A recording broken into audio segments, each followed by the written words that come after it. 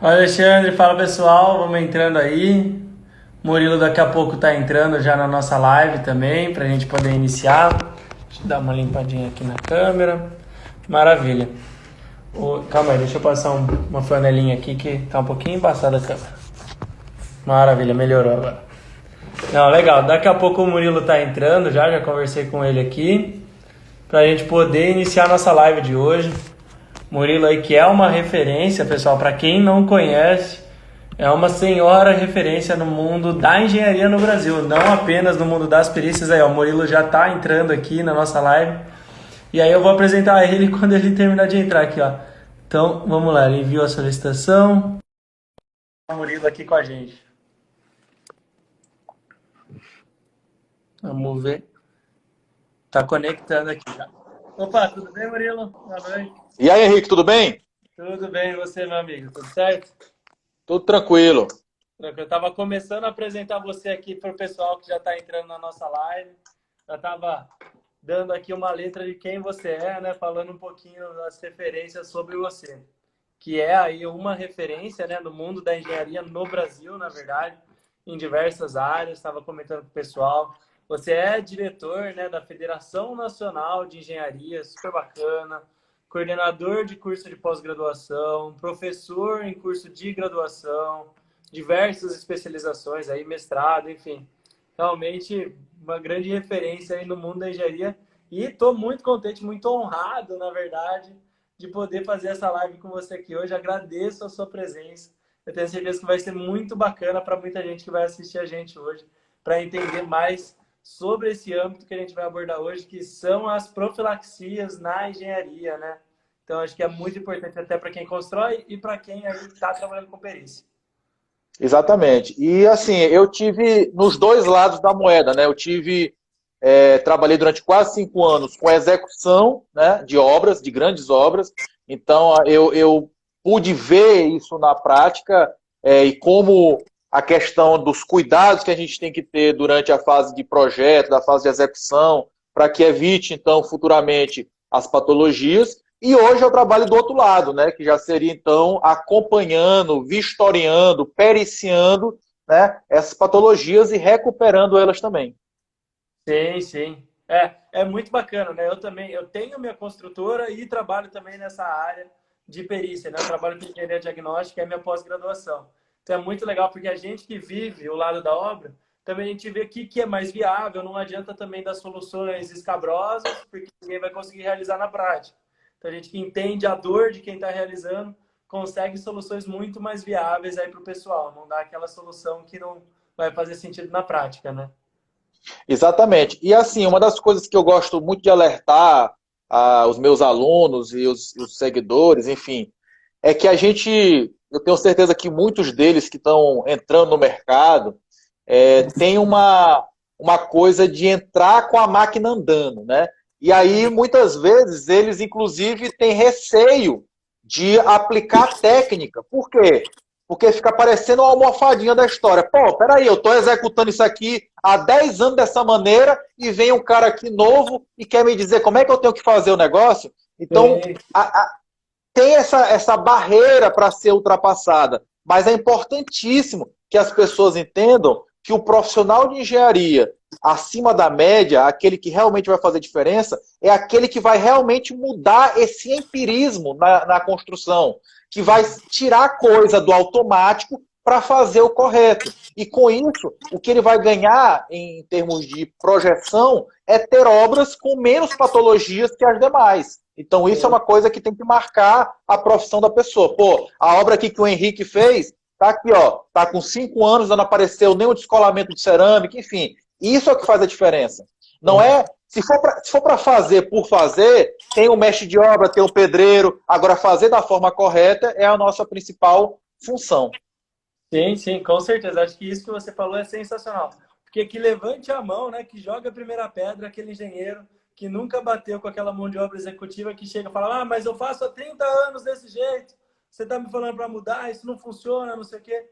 Isso aí todo mundo já passou, pessoal. Mas tem um fato, tenho certeza que você vive isso no seu dia a dia também. Se funcionasse 100%, eu não tinha emprego como perito. Eu não estava trabalhando. Porque senão não tinha um monte de cliente atrás de mim pedindo para solucionar. O problema é que o pessoal que faz, muitas vezes, não volta para ver os problemas que ele deixou de herança para os outros. Então, isso é um fator Exatamente. muito importante que a gente tem que analisar. Então, vamos lá, Murilo. Acho que uma coisa, algumas pessoas, né, a maioria do meu público assiste, conhece bastante já o mundo das perícias, mas acho que seria interessante, só para a gente fazer um breve sumário aqui, o que que é patologia e o que que é manifestação patológica, para a gente diferenciar aí, para o pessoal saber também, que eu vejo que é um erro que muita gente comete na nomenclatura, né? Bem, eu particularmente, eu sou uma pessoa muito da prática, né? Então, assim, eu fujo um pouco da questão daquela teoria. E então, Uhum. o que que eu gosto de resumir, pessoal? Patologia é quando algo em uma construção deixou de ter a funcionalidade esperada. Isso pode acontecer por erros em diversas etapas. Erro de projeto, erro de execução, né? Agora, a manifestação é aquilo que tu vai conseguir enxergar daquele problema. Por exemplo, eu não ter feito uma impermeabilização numa fundação é uma patologia. Agora, a eflorescência na pintura que isso vai provocar é a manifestação patológica. Mas assim, eu particularmente, eu não sou aquele cara chato. Se eu ver uma pessoa falando que a umidade na parede é uma patologia, para mim é importante que ele entenda o conceito, entendeu? Ou seja, por que não? Porque isso é uma manifestação patológica. Não, é patologia. Enfim, eu acho que o tecnicismo, nesse caso, para mim é o menos importante, mas é importante que a galera saiba que há diferença. Lógico. Eu acho que o mais legal, o mais importante é o que eu falo, né, para os meus alunos também. Eu bato muito nessa tecla. Galera, é laudo, é parecer técnico, o que que é, qual é o nome certo? O que importa é solucionar. A gente é contratado, a gente é chamado para solução. Se você vai falar que é patologia, manifestação, laudo, parecer, enfim, não importa. O que importa é levar a solução, resolver para o seu cliente e atingir o objetivo pelo qual ele te chamou. E uma coisa importante também para falar, Henrique, é que é o seguinte, o profissional de engenharia, de arquitetura, ele tem que entender que ele vai lidar com públicos diferentes. Então, assim, se eu tiver num congresso de patologia, eu tenho que saber a terminologia certinha, porque se eu falar alguma bobagem, o nego vai cair matando.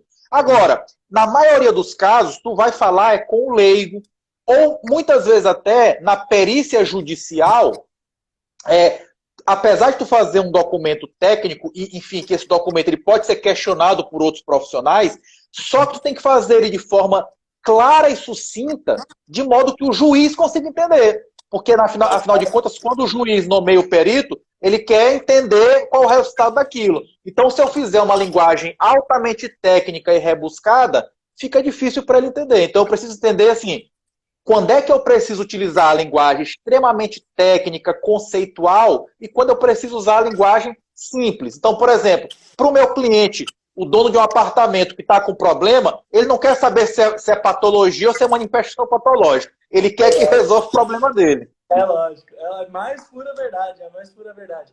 E é o que eu falo muito até para os meus alunos. Eu falo, se você conseguir escrever o mesmo laudo com 2.000 linhas e o mesmo laudo com 5.000 linhas, escolha as 2.000 linhas, porque o objetivo é o seu cliente entender o que você falou. E aquele laudo prolixo, a gente tem uma máxima aqui que a gente fala muito. O laudo prolixo, ele deve ir pro lixo, né? Porque não adianta nada, só vai ficar enrolando e não vai resolver para o nosso cliente, né? Então isso é muito importante também. Agora, quanto a essa questão da quantidade aí de linhas, de laudos, de páginas, enfim, é importante quebrar um grande mito que contaram ou contam para muitos estudantes de engenharia.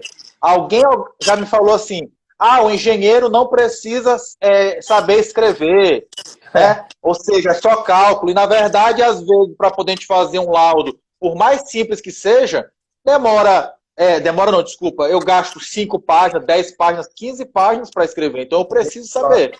E uma coisa muito importante também, que as pessoas entendam. Sabe uma coisa que me arrepia? Alguém em grupo de WhatsApp pedindo modelo de laudo. Galera, quem tem um modelo de laudo? Cara, cada laudo tem as suas peculiaridades, as suas especificidades. Então não existe um modelo pronto. E se eu ficar me bitolando a fazer por modelo, a possibilidade que eu tenho de me tornar um profissional mediano ou de fazer um laudo extremamente sem congruência com o objetivo, é muito grande. Gigante, gigante. Não adianta, não adianta. O objetivo é passar a sua ideia, né? Transmitir a sua ideia para o seu leitor conseguir entender. Fugiu disso, você já está começando a comer bola, né? Mas legal. E assim, uma coisa que eu gosto, né, de abordar são as principais medidas que o engenheiro toma, né, principalmente o engenheiro diagnóstico, o perito, toma dentro da obra, que os engenheiros executivos também, né, que vai estar relacionado ao quê? A profilaxia, o diagnóstico, o prognóstico e a prescrição. Eu queria ver se você podia dar um tópicozinho para a gente, o que são essas atitudes, até para a gente conseguir entrar no nosso tópico principal da conversa de hoje. Bem, deixa eu anotar aqui, porque tu falou muitas coisas ao mesmo tempo. O que quer que eu fale? Profilaxia, o que mais? Profilaxia, diagnóstico, prognóstico e prescrição, né? Que eles são uma sequência, que assim queira não, né? Ah, tá, peraí, deixa eu anotar aqui para poder me lembrar. Bem, vamos lá. Como o próprio nome, assim, é importante as pessoas perceberem, né, que estão assistindo a gente aí, que muitas das terminologias que nós utilizamos aqui são terminologias que são utilizadas, por exemplo, na medicina, né? Então, profilaxia. Profilaxia lá na medicina é muito parecido com profilaxia aqui, que são tomar medidas, tá certo? Que evitem o problema acontecer.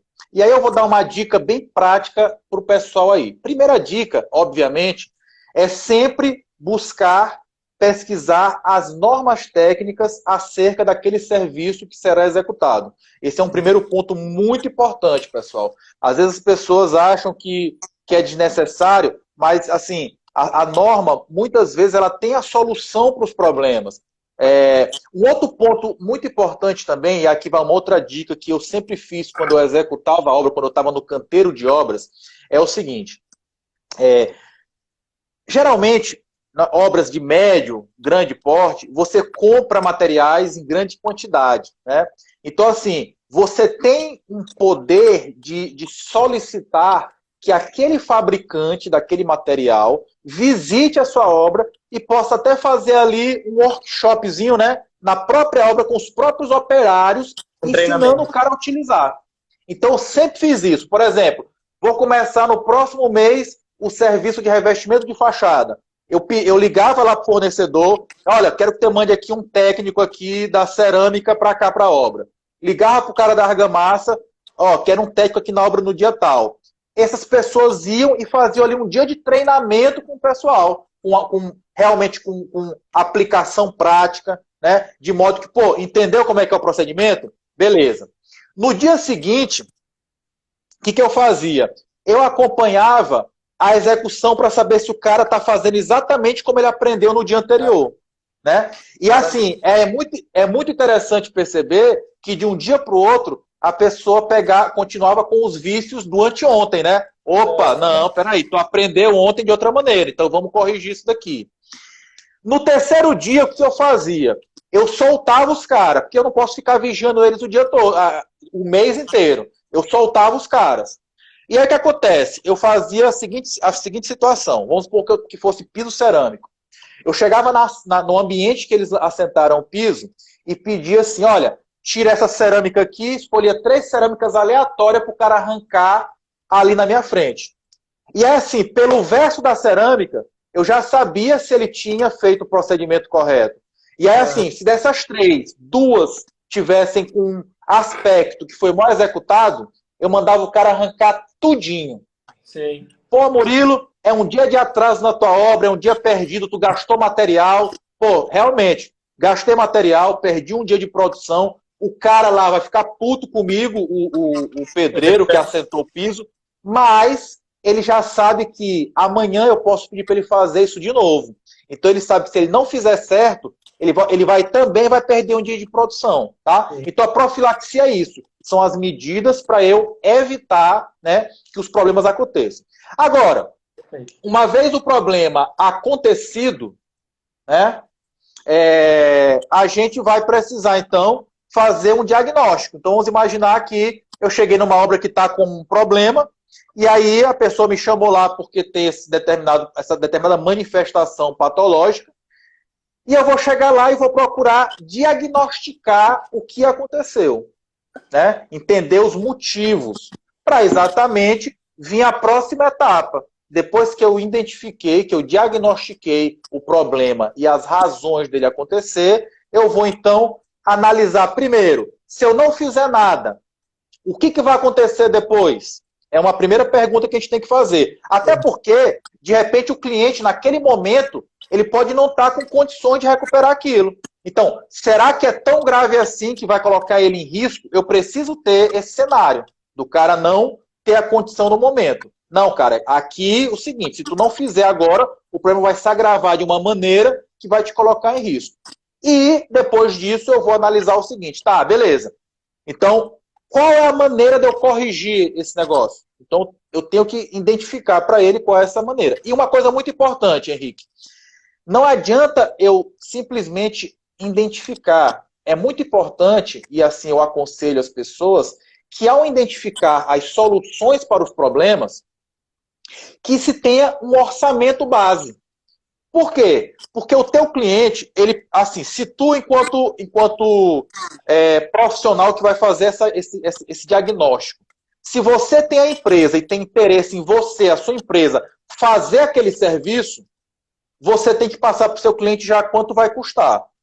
Agora, se você não faz isso, você só diagnostica, mas não executa, não faz a recuperação. Mas ainda assim é muito importante porque o cliente ele precisa ter uma noção do valor, até para que, na hora que ele for pesquisar esse serviço, né, com as empresas ou com profissionais, ele tenha uma noção de valor. Senão ele pode entrar numa barca furada, né? Das duas formas.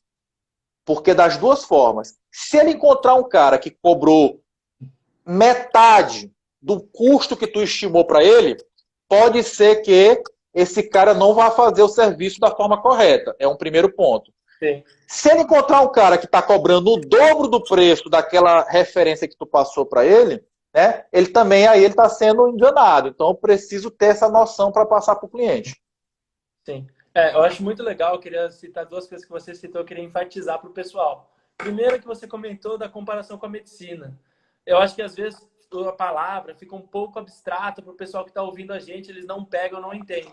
Eu gosto muito de usar a comparação com a medicina, até porque a engenharia diagnóstica foi herdada, né, da medicina, muitas terminologias, exatamente nesse sentido. Pô, um diagnóstico é o quê, pessoal? Você foi no médico, você foi lá, a pessoa te diagnosticou, o que ela falou, você está com osteoporose, você está com gastrite, você está, enfim, com algum problema, é o seu diagnóstico.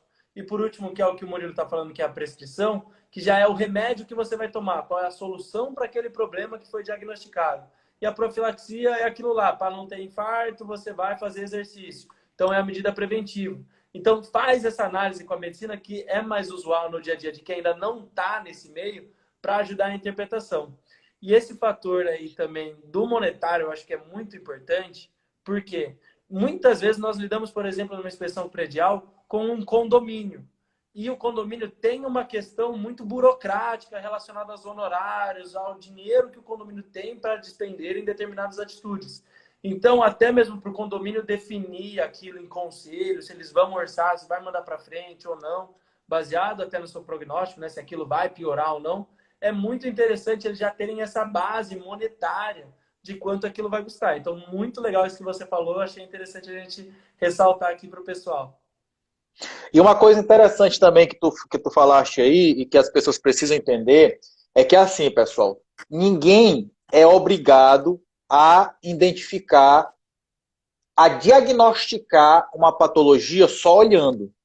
Muitas vezes tu vai precisar, é igual o médico, né? O médico, existe uma etapa da consulta clínica, né? Vamos aqui de novo comparar com a medicina para poder ficar mais claro para o pessoal, que o médico vai te fazer perguntas, vai te entrevistar, que é o que eu chamo de anamnese. Ele vai ver os sintomas que tu tem, né, para poder ele já ter uma noção do qual é o problema. Mas muitas vezes, somente com o que ele está vendo e com o que ele está ouvindo, ele não é capaz ainda de dar o diagnóstico. Então ele pode precisar fazer o quê? Pedir os exames, né? E aqui a mesma coisa. Tem coisa que eu vou chegar na obra para o meu cliente e vou dizer o seguinte, olha, isso aqui aparentemente é isso, mas eu só vou saber se eu fizer um ensaio tal, ou se eu quebrar um pouquinho aqui para poder olhar como é que está por dentro. Então, botem isso na cabeça, porque muitas vezes o profissional de engenharia, somente o recém-formado, ele acha que ele tem que saber tudo só olhando. Isso não é verdade, pessoal. Às vezes eu vou precisar, sim, fazer uma investigação mais aprofundada para que eu tenha um diagnóstico preciso, tá certo? Para que não seja algo simplesmente chutado ou apenas o que tu achou visivelmente, né? Sim.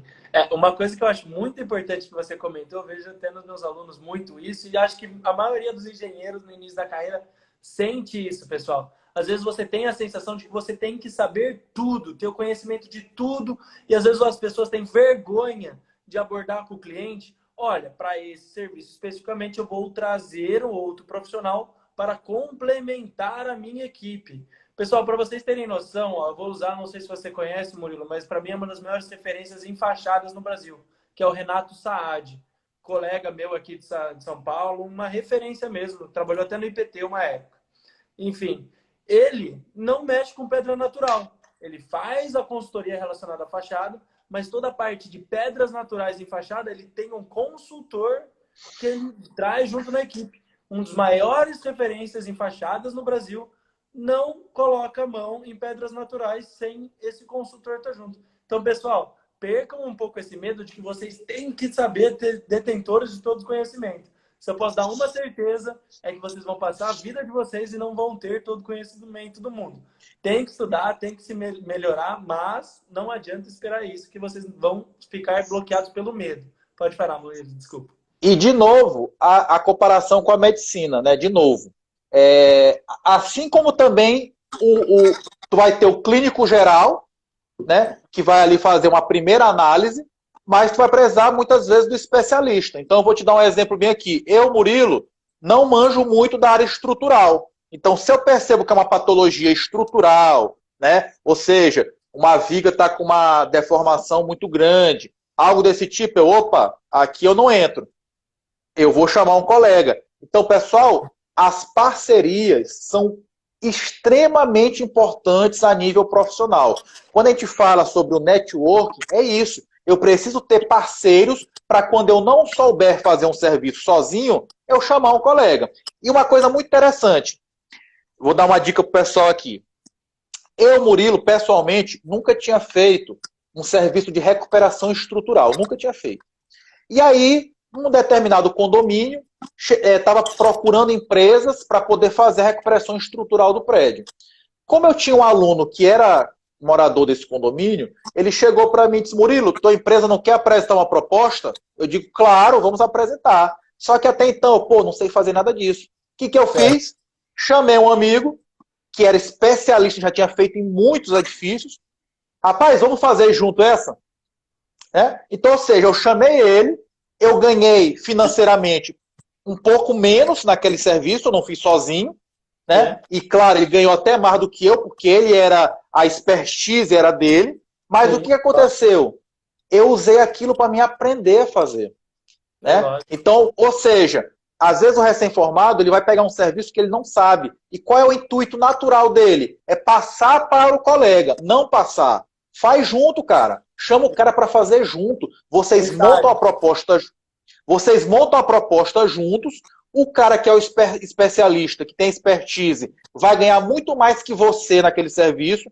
Tu vai estar ali fazendo o que ele aqui? Aprendendo. Para quando acontecer um próximo serviço daquele mesmo, tu ter a segurança necessária para fazer sozinho. E aí o que acontece? Depois que eu fiz, grande Dayana, tá aí também, aluna minha. Então o que acontece? Quando chegar no próximo serviço, eu já tenho condições de fazer sozinho. Então, assim, eu peguei esse serviço com esse meu parceiro, divulguei nas redes sociais: olha, galera, minha empresa está fazendo a recuperação do prédio tal. Eu estava só ali aprendendo com ele, né? A partir daí me surgiram outros serviços e esses eu já fiz só. Né? Já fiz só pela minha empresa, porque eu aprendi o negócio. Então, às vezes, eu preciso pagar esse preço de não ganhar nada ou muito pouco em determinado serviço para que eu aprenda a fazer um negócio e tenha segurança para fazer. Maravilha, ótima dica aí pro pessoal, muito bom. É a mesma coisa que eu vejo um estágio, pessoal. Um estágio, você vai ter uma boa remuneração? Normalmente não. mas o know-how, o conhecimento que você vai ter ali vai compensar para na frente, em futuras experiências, vocês poderem executar e aí sim ter um retorno financeiro adequado. Mas muito bacana.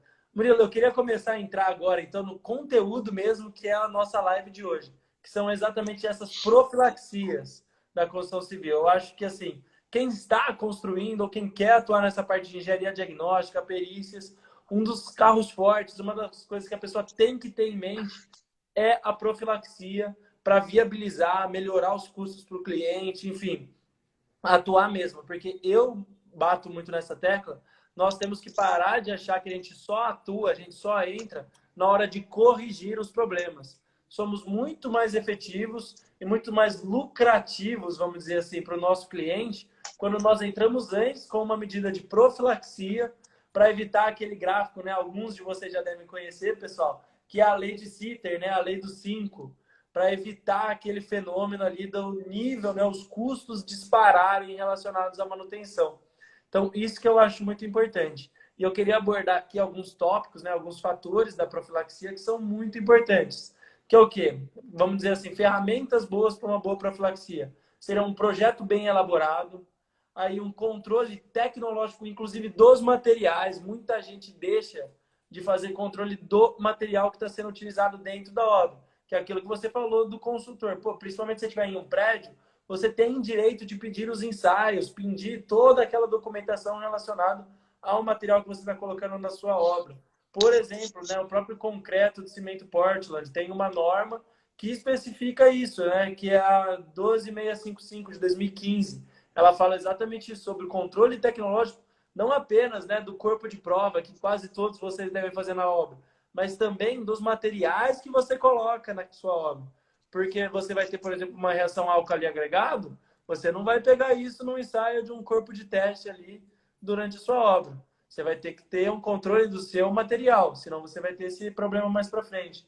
Também uma fiscalização da equipe, a preparação da equipe, que é aquilo que você falou. Um bom E só, treinamento. Pode falar, por favor. e só voltando aqui para a etapa anterior, só para não perder esse gancho, tu falaste sobre o controle de materiais, principalmente o concreto, né? Quer ver uma outra coisa também que me arrepia quando eu vejo em grupo de WhatsApp? É alguém pedir assim, alguém aí tem uma tabela de traço, né? Ou seja, como se em todo local do Brasil o traço fosse o mesmo, né? Enfim, não se faz, não se costuma fazer uma análise dos materiais da localidade para saber exatamente qual é o traço adequado. E isso lá na frente vai vir os problemas, né? Devido, por exemplo, a baixa resistência, alta porosidade e uma série de outras coisas. Mas pode continuar. Tem que tomar muito cuidado com essas fórmulas mágicas, né?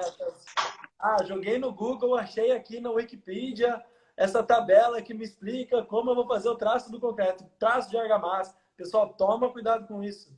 Engenharia, tudo depende. Eu sou uma das pessoas que fala, engenharia para mim não se encaixa no campus de exatas. Porque engenharia civil, pelo menos, tudo depende. Você tem que analisar cada caso, cada localidade, para aí sim você conseguir ter uma certeza. Porque do contrário, você vai acabar dando com o burro na água, né? Então tem que tomar cuidado com isso. Outro fator que eu acho importante, que é a fiscalização da equipe, que é o que você falou, não adianta só treinar, a gente tem que fiscalizar, isso é uma atitude de profilaxia importante, que é aquilo lá, Murilo, você perdeu um dia da sua equipe, um dia de produção, todo aquele material, eu vejo por outro lado. Quanto você não ganhou em assistência técnica, porque isso vai dar desplacamento nos 5 anos, pela norma de desempenho, não vai ter jeito, você não vai conseguir fugir, vai dar desplacamento. Quanto você não vai denegrir a imagem da sua empresa, quanto isso não custa. Porque aí os moradores já vão estar dentro do prédio. Todos eles vão vivenciar aquilo. E quanto custa para a empresa fazer isso como morador no apartamento e quanto custa para a empresa fazer isso enquanto a obra, o canteiro ainda está instalado? Com certeza menos da metade. Então eu vejo como uma medida extremamente econômica, muito viável financeiramente. Então a gente tem que ter essa visão macro. O engenheiro que está na caixinha ficou para trás. Agora a gente tem que ter essa visão mais macro. Pode falar, por favor. E uma coisa bastante interessante, tu falaste aí da imagem da empresa. E eu vou mais além, eu vou da imagem do próprio profissional. Porque assim, tu terminar uma obra e as pessoas, depois de 2, 3 anos, uma obra que não apresenta patologias, manifestações, as pessoas acabam a empresa, pô, por que que... Imagina a mesma empresa, ela construiu várias obras. Pô, por que que a obra X, a Y e a Z apresentam patologias, manifestações? Eu tenho que toda vez mandar a equipe de manutenção lá. E por que que aquela obra W não aparece? Ah, porque a obra W era um engenheiro fulano. Ou seja, o engenheiro fulano tomou as medidas necessárias e com isso evitou as manifestações. Então Bom, isso é muito importante para a tua imagem profissional. E lembrando uma coisa, muitas obras, né, e isso é motivo para mim de muito orgulho, então, tá lá na placa da obra, lá na entrada do prédio, tem uma placa até hoje lá escrito: engenheiro executor da obra, José Murilo Moura dos Reis. Já imaginou o que, que é ali está a minha assinatura na placa daquela obra, uma obra que com menos de 6 meses está cheia de problema? Então não é essa a imagem que eu quero passar para o mercado, não é verdade? Eu acho que isso é uma coisa importante, principalmente para quem está começando. Às vezes a pessoa tem essa geração, né, a geração mais nova, tem uma função, tem uma ideologia muito imediatista. A gente tem que perceber que o que a gente constrói é feito para durar 30, 50 anos no mínimo. Então você vai passar a sua vida e aquilo vai estar lá. O que você fez mal feito hoje, você vai conviver o resto da sua vida tendo que abaixar a cabeça na hora de passar na frente da obra. Eu espero que nenhum de vocês que estão nos assistindo hoje queiram passar por isso. Então, toma cuidado, pessoal. Compensa a atitude bem feita hoje para amanhã você não se arrepender. Outro fator importante que eu queria abordar aqui como medida de profilaxia que eu achei essencial. Manutenção preventiva, pessoal. Normalmente colocadas no manual de uso e operação do proprietário. Muito importante elas. Vou deixar você comentar um pouco aí sobre o manual aí, sobre a manutenção. Então, Murilo, pode falar. Se você quiser. Exatamente. As pessoas precisam entender que o seguinte, assim como você ao comprar um veículo, tu tem que fazer lá a revisão de 10 mil, de 20 mil, de 30 mil quilômetros, está lá no manual do veículo, a mesma coisa é uma edificação. Só que a edificação, se tu tem todo o cuidado com o teu carro, que custa 40 mil reais, custa 50 mil reais, um cuidado muito maior você tem que ter com talvez o bem mais valioso de uma pessoa, de uma família, que é o seu imóvel. E quais são, então? E por isso é importante, e existem normas que exigem que você, ao comprar um imóvel, ao produzir um imóvel, tem que ter um chamado manual do usuário, manual do proprietário. E lá vai vir estabelecido, então, os diversos sistemas, componentes daquela edificação e como deve ser feita a manutenção. Pessoal, isso é de suma importância. Até porque, imagina que você é o construtor e você está, então, construindo um imóvel e está passando, então, esse imóvel para o contratante. Muitas vezes é uma pessoa leiga, que ele não sabe exatamente como é que tem que ser feita essa manutenção, quais são os principais aspectos que ele tem que olhar, como, por exemplo, a limpeza da calha de água pluvial, de quanto em quanto tempo tem que ser feito. E tudo isso são problemas que, se forem negligenciados, podem gerar problemas muito grandes, né? Problemas financeiros, custos financeiros muito grandes. E mais, depois isso aí pode até gerar uma briga judicial, porque o cara, como leigo, o proprietário, o usuário pode dizer: não, mas eu não sabia que tinha que fazer essa manutenção. Então, esse manual ele é fundamental para que a pessoa saiba. E também, outra coisa, se o usuário, o proprietário, fizer uma manutenção equivocada, mas está lá no manual a maneira correta, tu está resguardado totalmente. Pô, tá aqui, eu disse pro cara que ele tinha que fazer dessa forma. Ele não pode jogar um ácido em cima do piso, mas ele foi lá e jogou. Ora, como é que faz a limpeza do piso? Tem que ter lá no manual. Isso é de suma importância para evitar problemas lá na frente, até mesmo na esfera judicial. Muito bom, muito bom. Esse exemplo que você deu é um exemplo que eu uso muito, que é o exemplo do automóvel, pessoal.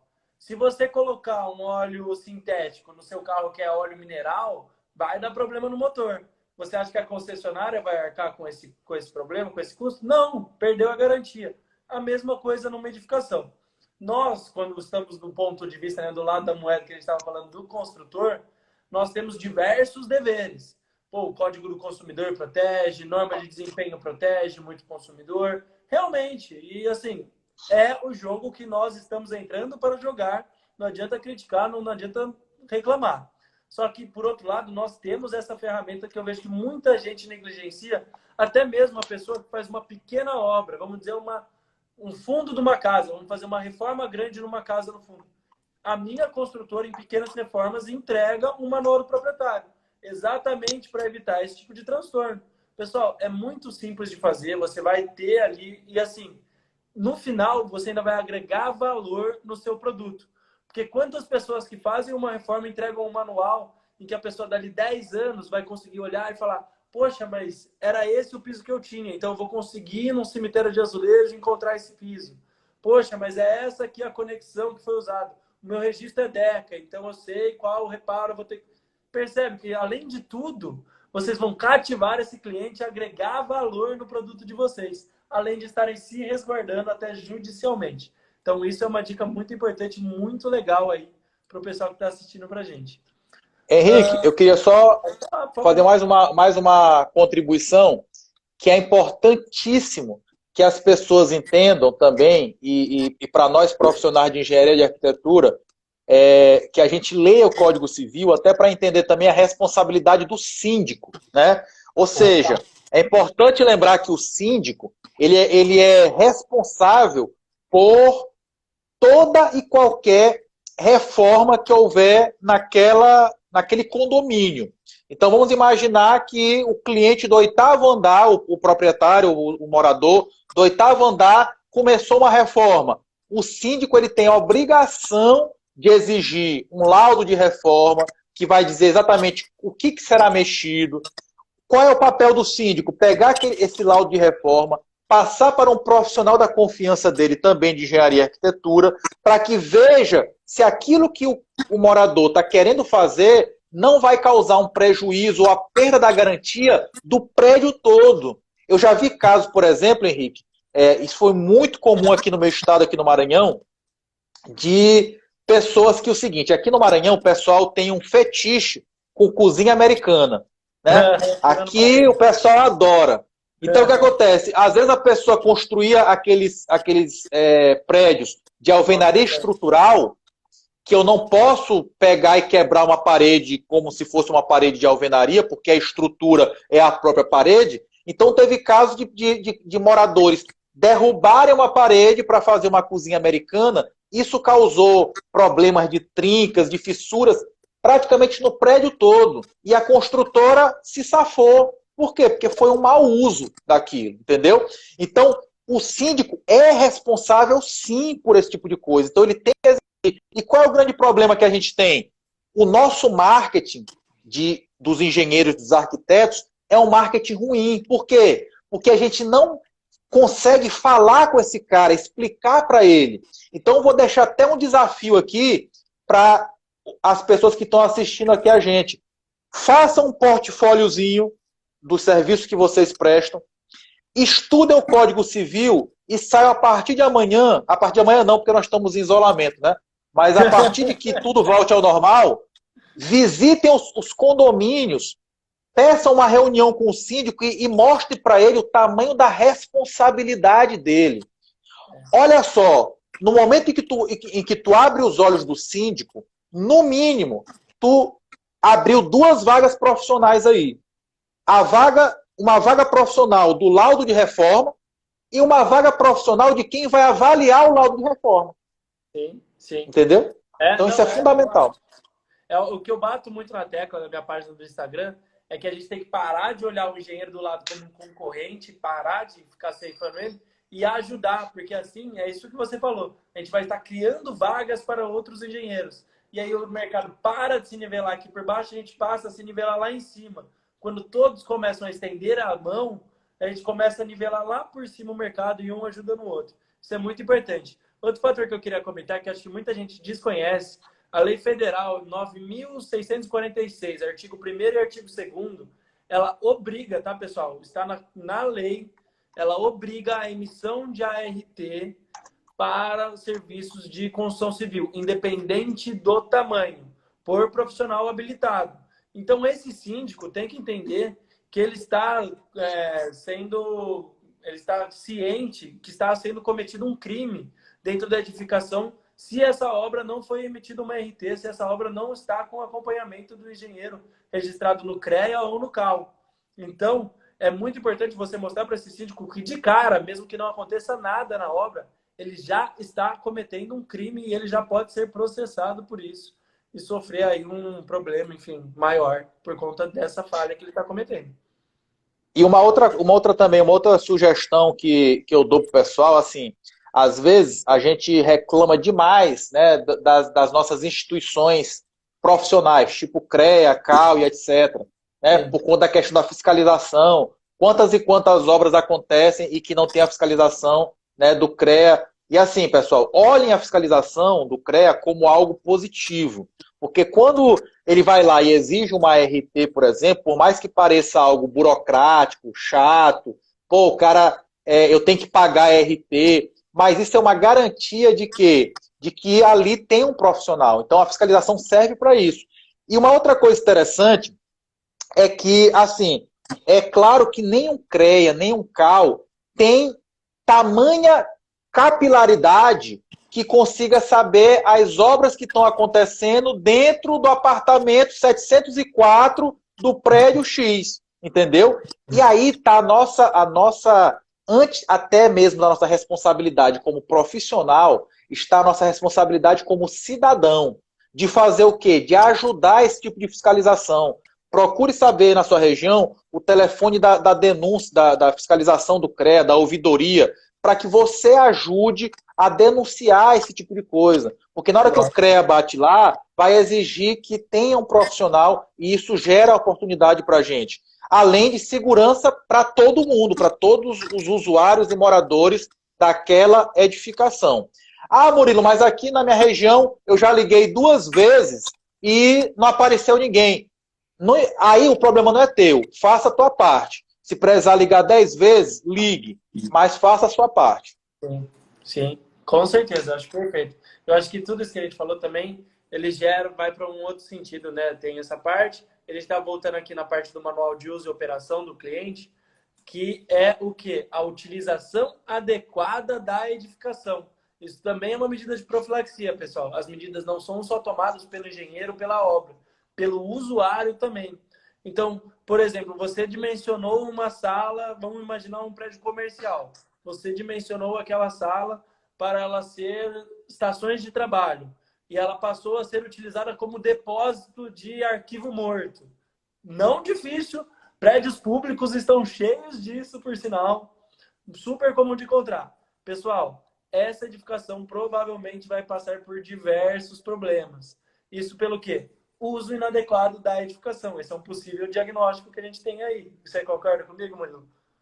Totalmente. E isso é muito, muito, muito comum mesmo. As pessoas, por não saberem, por desconhecimento, mais uma vez, né, por falta de um profissional de engenharia de arquitetura, acabam cometendo esse tipo de erro. Ou seja, a edificação foi projetada para servir para uma função e as pessoas desvirtuam essa função. E essa do arquivo, ela é muito comum, né? Assim como também, vou dar um outro exemplo aqui, Henrique. Aqui no condomínio, vizinho ao meu, eu moro no condomínio de casas, olha só que situação inusitada que aconteceu. Um determinado período chuvoso, aqui chove muito, foi até um carnaval. E aí, o que aconteceu? O esgoto começou a retornar. Então, as casas que ficavam na cota mais baixa do condomínio, foi até um carnaval, estavam aqui no carnaval e começou em todos, imagina a situação, em todos os ralos da casa, começou a sair esgoto. Retornou. E aí o que aconteceu? Claro, os moradores ficaram revoltadíssimos, acusando a construtora porque o sistema não estava funcionando e etc e tal. Olha só, a construtora mandou um técnico dela visitar todas as casas do condomínio. E o que ela descobriu? Assim, de novo, o mau uso, né? O mau uso pelo usuário. Descobriu o seguinte, que todo mundo fazia um chuveirão no fundo da casa. Só que interligava esse chuveirão na rede de esgoto. Ah, Murilo, mas o chuveiro não era para interligar na rede de esgoto? Não, se fosse só isso não tinha problema. Mas o negócio é que esse chuveiro ficava num lugar sem cobertura, onde toda a água pluvial daquele fundo do quintal caía no ralo do chuveiro. Então, assim, de 50 casas no condomínio, 18 tinham esse problema. A água pluvial do fundo do quintal estava caindo no ralo do chuveiro, que estava sobrecarregando o sistema. E com isso o construtor provou e conseguiu, então, não ter responsabilidade por isso. Então, essa questão do mau uso é muito importante. Tanto em situações como essa, né, do sistema, por exemplo, hidrossanitário que eu acabei de citar, como nesse teu caso, tu falaste aí do arquivo, né, ou seja, de um sobrepeso na estrutura, que pode levar até a problemas mais graves, tá? Posso dar um exemplo super comum que eu tenho certeza que um monte de pessoal aqui, muita gente que está assistindo a gente, com certeza já viu? Edificações mais antigas que não foram projetadas para ter ar-condicionado e o pessoal vai lá e enche os apartamentos de ar-condicionado. O primeiro vai e coloca o ar-condicionado, pô, mas funcionou, tá uma beleza, uma maravilha. Meu eletricista veio, colocou um disjuntorzinho aqui. Vai o segundo, funcionou, o terceiro funcionou, quinto, sexto, sétimo, oitavo, décimo. Queima a rede, queima aqui no shaft do prédio. Por quê, pessoal? A aprumada, né, no shaft não foi dimensionada a entrada elétrica para aquela carga. Então, você acaba sobrecarregando um conjunto. Então, esse é um outro ótimo exemplo de mau uso do usuário em cima da sua edificação. Pode acontecer também. E também, isso daí aqui no Maranhão, inclusive, que tem muito prédio histórico até, acontece muito, inclusive gerar incêndio, tá? Isso é muito perigoso, porque pode, além de sobrecarregar e dar curto-circuito, a rede não suportar, isso em uma situação mais grave pode gerar incêndio e coloca em risco a vida das pessoas. Então, com certeza, com certeza.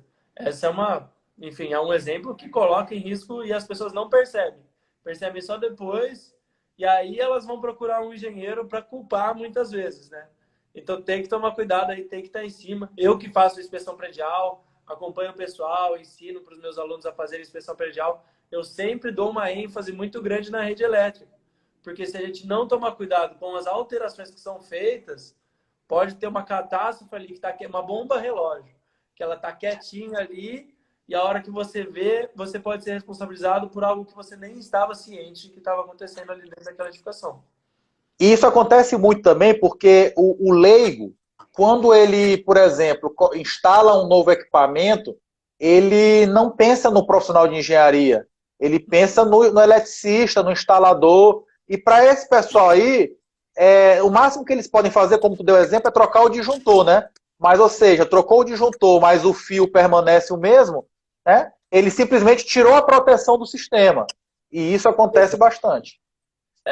Eu nem julgo muito a mão de obra executiva, porque muitas vezes é por desconhecimento, falta de formação. Infelizmente, a gente mora num país com precariedade de formação profissional, mas essa pessoa muitas vezes substitui o disjuntor e ela não percebe que ao realizar isso, ao invés de ajudar, ela está fomentando, está fazendo a bomba relógio acontecer, porque ela está desprotegendo todo aquele sistema que já havia sido projetado e dimensionado por um profissional da área aí. Então, isso é super delicado também. E, Murilo, eu queria fazer uma pergunta para você, porque eu tenho a minha resposta, quero ter certeza de que você tem ou não, né? Eu adoro debater a mesma ideologia. Na sua opinião, existe algum momento, algum exemplo em que a profilaxia não é a melhor solução para um determinado problema? Eu digo, a correção vale mais a pena do que a prevenção? Você tem algum exemplo que você lembra, alguma coisa? Porque eu, Henrique, pessoalmente, ainda não encontrei na minha carreira esse exemplo. Olha, realmente, e assim, eu queria até chamar a atenção para uma coisa muito importante sobre esse exemplo que tu falou, sobre assim, sempre prevenir é muito mais barato do que corrigir, né? E eu vou dar aqui para isso um outro exemplo que é o seguinte: quando algumas vezes o problema aparece e eu não chamo o profissional adequado para fazer a correção. E às vezes, naquele momento, o preço de fazer a correção era pequenininho. E eu simplesmente maqueio, faço uma maquiagem no problema, parece que está resolvido, e lá na frente esse problema vem muito mais caro, muito mais complexo para ser resolvido. Um exemplo que eu gosto muito de dar é na parte estrutural, em oxidação de armadura. Tu tá ali na tua edificação, apareceu ali, desplacou o concreto e tu olha ali o ferrinho oxidado. Ou seja, o desplacamento foi porque o ferro lá está oxidado. Aí o que acontece? Tu chama o pedreiro da esquina. Ele vai lá, quando muito, dá uma lixadinha, quando muito, que às vezes nem isso faz, e mete um reboco por cima. Pintou, tá tudo lindo e maravilhoso. Só que ali o que acontece? A oxidação da armadura é como se fosse um câncer, né? Tu não corrigiu. Aquela oxidação vai continuar e daqui a 6 meses, daqui a 1 ano, um pedacinho que era desse tamanho da oxidação, agora já ficou desse tamanho. Sim. E geralmente esse processo ele é contínuo, até chegar ao ponto em que a coisa está tão horrível que as pessoas já estão com medo do prédio cair na cabeça delas, elas chamam o profissional. E aí aquilo que podia ter custado 1x passa a custar 10x. Então, de acordo com aquela lei de Sitter, né, que a gente estava citando, pessoal, lá na fase de projeto, eu preveni uma patologia, uma manifestação patológica, um problema qualquer executivo, é muito barato, porque simplesmente eu deletar uma linha, né, no projeto e fazer uma outra opção. Às vezes uma pequena mexida no projeto vai economizar muito lá na frente. Agora, chegou na fase de execução, está lá executando a obra, tem tubulação passando por dentro de viga, já começou a ficar mais caro resolver o problema. Porque eu já preciso talvez de um consultor, já preciso de um equipamento especial para furar a viga, já começou a ficar mais caro. E se eu entreguei a obra e os problemas aparecem, aí mesmo que ficou muito mais caro. Imagina vocês, eu ter que fazer uma reforma, uma recuperação de uma edificação com as pessoas lá dentro, morando. Porque o cara não vai sair para morar num hotel enquanto tu corrige. Então fica tudo muito mais caro. O isolamento da área, a complexidade do serviço, o horário de trabalho que tem que ser agora todo adequado à funcionalidade da edificação, enfim. Então, pessoal, quanto mais cedo se toma as medidas, né, profiláticas, mais barato e mais simples fica a correção dos problemas. Sim, sim, perfeito. E até, pessoal, para quem desconhece, vou deixar essa lição de casa para vocês também. Tem na minha página isso publicado da Lei de Sitter. Mas para quem não conhece a Lei de Sitter, é também apelidada de Lei dos 5. Por quê? Ela segue a seguinte proporção, pessoal. Para cada uma unidade de tempo que você deixa de tomar aquela atitude corretiva, o custo, a unidade de valor, multiplica-se por 5. Então, existe um gráfico em que você observa essa curva e ela chega aí a aproximadamente 125 vezes o custo inicial que você teria tomado aqui ao longo desse tempo. Então, perceba isso. Algo que custe uma unidade de dinheiro vai acabar custando 125 unidades de dinheiro pela simples falta de tomada de decisão e de solução. Um ótimo exemplo que você citou é o projeto. Na minha opinião, essa é uma falha cultural que a gente tem no nosso país. Vem melhorando aos poucos, mas infelizmente ela não está em todo lugar. Mas assim, o projeto é um ótimo exemplo. Uma boa interpretação do ambiente no qual sua obra vai ser locada faz toda a diferença. Aquele camarada que só sabe aplicar o software, ele sofre nesse sentido. Por quê? Vamos dizer que você está fazendo uma fábrica, um ambiente de altíssima agressividade, a pessoa não se atenta e coloca um baixo cobrimento do concreto dentro da 6118, não vai estar fora da 6118, mas ele não se atentou que naquela região existe aí um alto índice de cloretos, enfim, algo no sentido que vai atacar as armaduras. O simples fato dele aumentar em projeto 1 centímetro o cobrimento das armaduras vai estender em dezenas de anos aí o processo de corrosão das armaduras e deterioração dessa estrutura. Agora, esse fato dele não se atentar já vai passar para a fase executiva. Aí vai ter que tomar alguma proteção mecânica, enfim, algo nesse sentido por cima. Depois disso, Um encamisamento. E vai ter a proteção. Então, tudo isso vai encarecendo. Então, esse exemplo que você deu é maravilhoso, na minha opinião. O projeto é a primeira saída. Quanto mais você demorar, você pode mostrar isso para o seu cliente até como um argumento de venda. Não somos eu e o Murilo que estamos falando. Existem diversos estudos em cima dessa lei que demonstra que é uma progressão. Não, você não é especial, ninguém está imune dessa lei. Quanto mais você demorar, maiores os custos para a realização aí dessa situação. Murilo, faltam 5 minutinhos para o Instagram derrubar a nossa live.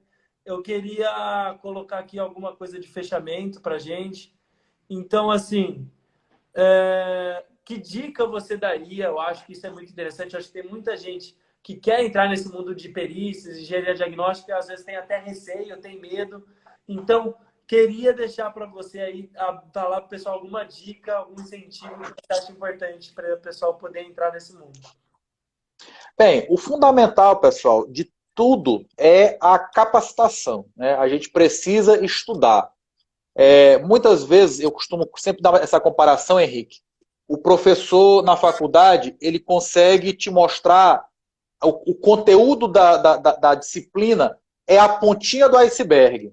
Ele chega e te mostra, olha, isso aqui é a área de inspeção predial. Olhou lá a pontinha do iceberg. Vai caber a cada um de nós mergulhar e ver que lá embaixo daquele iceberg é que está uma gama ampla de conhecimento. E cada um vai saber até quanto quer mergulhar para poder adquirir mais conhecimento. Quanto mais você mergulhar no conhecimento, mais valorizado é seu serviço e menos concorrentes você tem, porque você passa a ser uma referência. Agora, muito importante, não basta você ter o melhor currículo do mundo se as pessoas não sabem disso. Ninguém vai bater na sua porta porque você tem um currículo excelente. Então você precisa se cercar de profissionais, de parceiros, e o networking, apesar de muita gente achar que é bobeira, que é o QI, cara, esquece. É fundamental você ter uma rede de relacionamentos profissionais fortes, conhecer pessoas da sua área que estão ali para fazer parcerias com você. E nada melhor do que para poder até mesmo, além de ganhar conhecimento, de fortalecer essas redes de relacionamento profissional, do que estar em eventos de engenharia. Então procurem participar de feiras, congressos, cursos, o que você conseguir. Até porque tem muita coisa gratuita e que eu vou nesses locais e ainda vejo vazio, às vezes, cadeiras vazias, porque as pessoas ou não sabem, ou não se interessam em ir, enfim. Então, sempre pense, quando eu participo de um evento ou de um curso, não é apenas pelo conhecimento, mas é também pela rede de relacionamento profissional. Isso é fundamental. Eu acho muito importante a gente ressaltar, pessoal, ninguém faz nada sozinho. Não existe esse negócio do profissional super-herói. A gente não deu o exemplo nessa live mesmo. Às vezes você vai para um evento desse, conhece um especialista em reforço estrutural e essa pessoa pode te auxiliar numa situação. Você conhece um engenheiro eletricista especializado em SPDA, aí essa pessoa te auxilia. Então é muito importante o network, concordo plenamente. E algo que você citou, que eu concordo, eu acho muito importante, que eu sempre comento também na minha página, é o quê, pessoal? A gente saiu da universidade, a gente está aqui na superfície, vamos colocar o seu exemplo. Estamos na superfície do oceano e tem um iceberg aqui. Quanto mais fundo você mergulhar nesse oceano, mais limpa vai ser a água na qual você vai estar nadando. Então aqui em cima ela é mais poluída, ela tem muita gente. Infelizmente tem profissionais de baixa qualidade que só querem saber de preço, eles não se importam com passar na frente da obra olhando para baixo, não querem saber, só querem saber do imediato. E você que é uma pessoa que está se importando com a sua carreira, com o seu cliente, às vezes você acaba patinando muito, sofrendo muito com esses empecilhos aqui nessa água mais turva e deixa de nadar nesse oceano mais limpo aqui embaixo. Eu acho que o mundo das perícias é um bom exemplo disso. Só que não adianta se você não tiver uma boa especialização e conhecimento na área. Eu acho que é isso aí. Tem muito conhecimento gratuito. Na minha opinião, Murilo, para quem está iniciando, por exemplo, uma live como essa nossa é maravilhosa, porque abre a cabeça para um mundo de oportunidades que muitas vezes você nem conhece. Então, eu acho que isso é muito legal. Eu acho que a gente tem essa facilidade hoje no mundo que 20 anos atrás passava-se longe de imaginar. Então, é muito bacana todo esse mundo, a facilidade de conhecimento e conteúdo que a gente tem. Inclusive, vou deixar aqui um convite para o pessoal, tá? Essa semana eu vou fazer live todos os dias. Hoje, graças a Deus, agradeço novamente a sua presença na live, uma baita referência, uma pessoa que eu admiro até. Então, muito feliz aqui em ter você na nossa live de hoje. Vou fazer com Danilo Lorenzeto, enfim, outras páginas do Instagram, abordando diferentes tópicos de perícias, diferentes âmbitos da engenharia e como esse pessoal consegue abordar. Então, acho que isso é muito, muito importante, muito legal. Então, agradeço a sua presença. Se você quiser colocar mais algum ponto, a gente tem mais ou menos um minutinho.